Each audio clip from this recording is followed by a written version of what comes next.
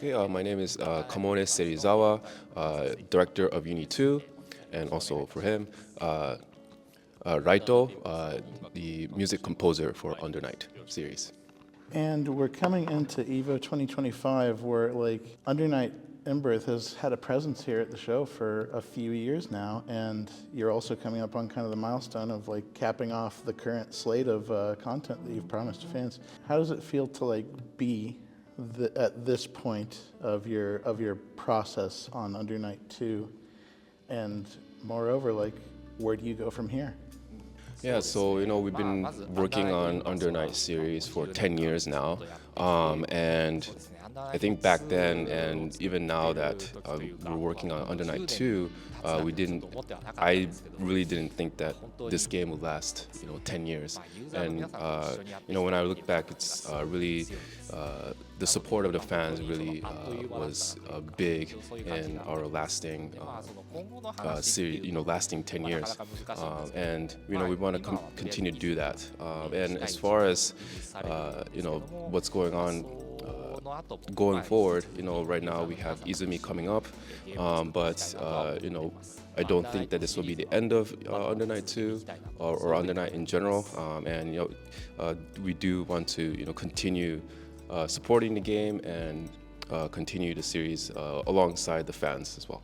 When you look at all the years that have passed as you've put this together and coming into and being here at EVO 2025 with Izumi coming out in the current state of the game, how do you feel about the health of the game and the competitive community? And do you have any opinions or insights on what you see in the current competitive circuit today? Yes, the Under Night community, I think one of the great things, we have a very strong community, and I myself, listen to the community feedback and what they're saying, what they're putting out there, and I think it's very important. And I don't just listen to them, but I take that and I really think about what the ideal game should look like or would look like, and so it's very important. And I think especially the leaders in the community who are out there, voicing, their opinions and concerns or whatever it is, that's the one thing that's really driving, the atmosphere within the bigger, the larger community, I hear mostly, great things about, Under Night 2, and when people have, anything to say about Under Night, they have really great things. So I really, have just very thankful for all the leaders in the community, who are out there, who are speaking and representing the community, and saying these things. So I really hope to continue, developing the game alongside the community. And not to leave out a part of that success, I would like to talk a little bit about the music with Under Night. It's felt to me and many other fans it's always felt like such a big identity of the games because of how these songs are wonderful.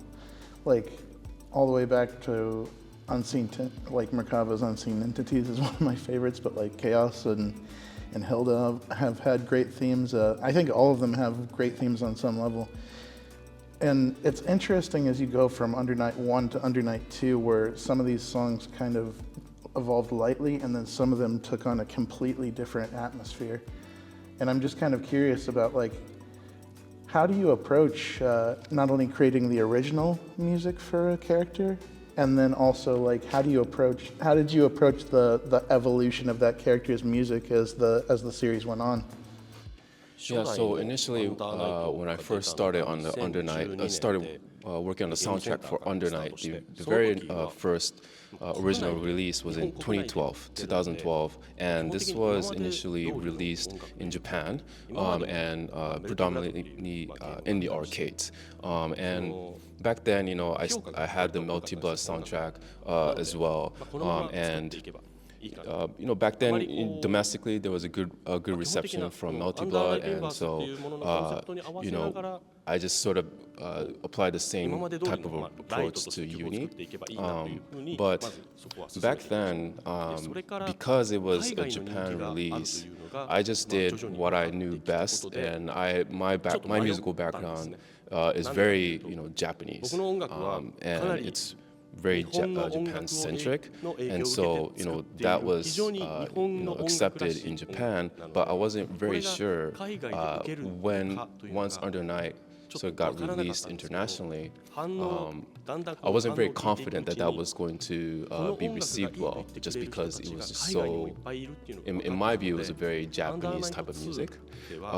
But once that I discovered that the international community really received the soundtrack well, then I just did that.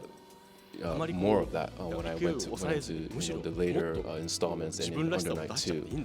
I just sort of did more of what I did in the beginning and really imbued what I love, the sort of Japanese sensitivity into the soundtrack, and even just going even further than what I did for Under Night 1. And so, yeah, it's kind of like I didn't really have to, change my approach necessarily from Under Night or Under Night 2. It was just, with Under Night 2, I just, pushed the envelope even more. Kind of for both of you, like, we're at this point where, again, this game has been around for a pretty long time at this point. Like, this franchise has been around for a pretty long time at this point. You've had a lot of DLC characters, new content for the game come out, new stories, and of course, new music to go with that. And I'm kind of curious, from back in 2012 to like 2025, how do you feel like the team's approach to like a release like Izumi has evolved, where for like what you expect out of a day one with that character? Yeah, so definitely, our mindset and the way we make games from 2012 to now has shifted a lot. We said earlier, 2012 back then we released it for the arcades, and so our focus was more on the sort of core user and making sure that the hardcore gamers that are going to the arcades, spending money, they have the most fun. So that was mainly our focus.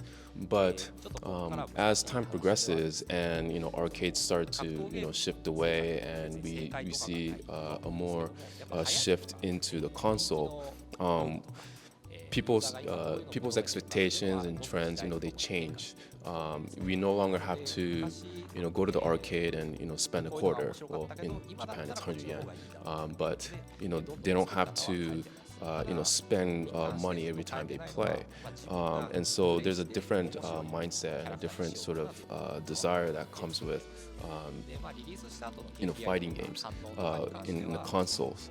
And with fighting game development, there's really no right answer, because as time progresses, expectations, change from the player base, trends, what is fun, what is considered interesting or fun, do change over time. And so we definitely cater our development, and we pay attention to those trends and try to, keep up with the times. But I think the one thing that remains constant is that, I try to, create characters that I personally think is, very fun and interesting to play. And that's always been my philosophy when approaching, creating a character.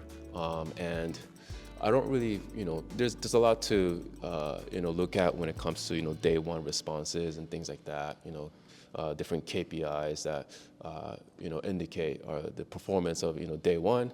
However, I'm not too fixated on that. I try to just sort of believe in my sort of, approach of, saying, hey, like this character is really fun for me, and so I hope that, the audience, resonate and, agree with me on that. So I don't really, try to fixate on, so much of the response at day one, but, just try to believe in that approach. What's the difference in the feel and the approach to like revisiting a track you've done before, like you did for the release of Under Night 2, versus creating a brand new track for a brand new character? Yeah, so back in the early days, in 2012, when the game was being released in the arcades. First of all, when you release a game in arcade, you have to have the game, have a really strong first impression. You sit down, you look at the game for the first time. You sit down, you put in a coin, and it has to grab you at that moment. And I believe the same thing applies to music. Once you hear it, you have to have you have to leave a lasting impression on the player when they first, hear that music, when they first sit down on that and on that cabinet and play the game.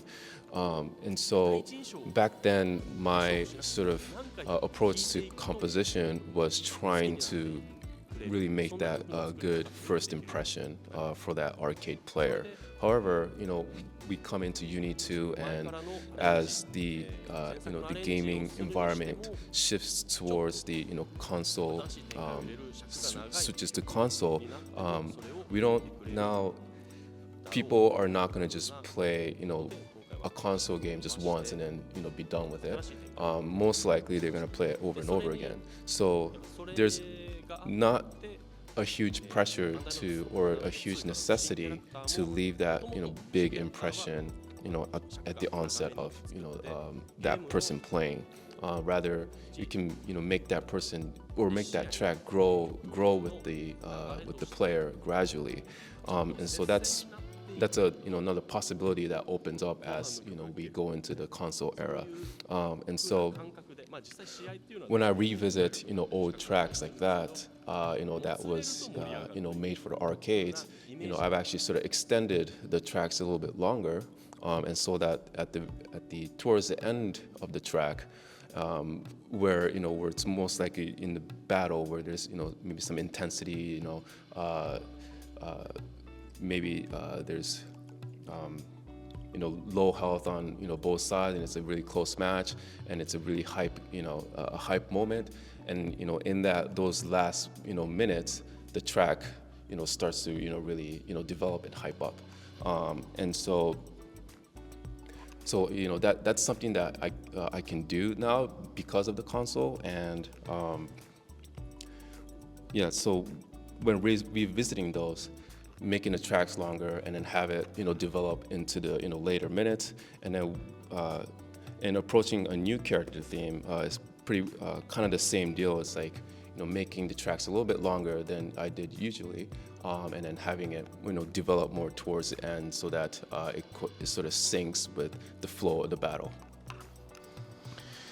And kind of to tie a ribbon on everything, this far in, with how many years Under Night has behind it, I guess, is there anything in particular that you'd like to say to the fans, whether they've been there since the beginning or whether they're coming in on just now with Izumi's release?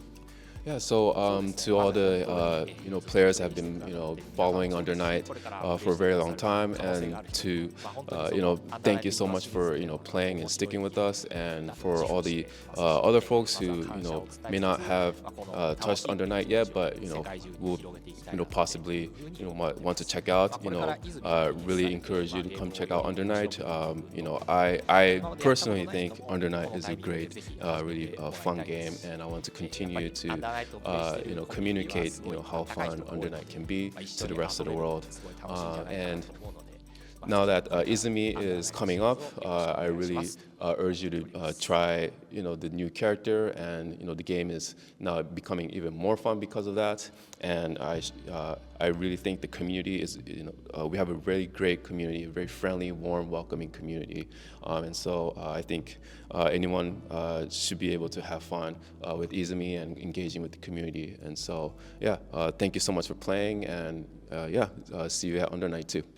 Yeah, so I really believe Under Night is a game that is supported by the community. It exists because of the community, and you might think, okay, like fighting games, pretty niche, genre. It's a pretty hardcore sort of genre. But when I look around the Evo Hall, I see a lot of artists or vendors who have these like really cute. I saw this really cute Merkava plushie that they were someone was holding, and that was really cute. And as you said, like people are really into the music, and there's a lot of cosplayers that cosplay Under Night, and so I think there's a lot of different ways to enjoy Under Night. Not just in the fighting game, and so I really hope the community expands also in a wider direction in that way.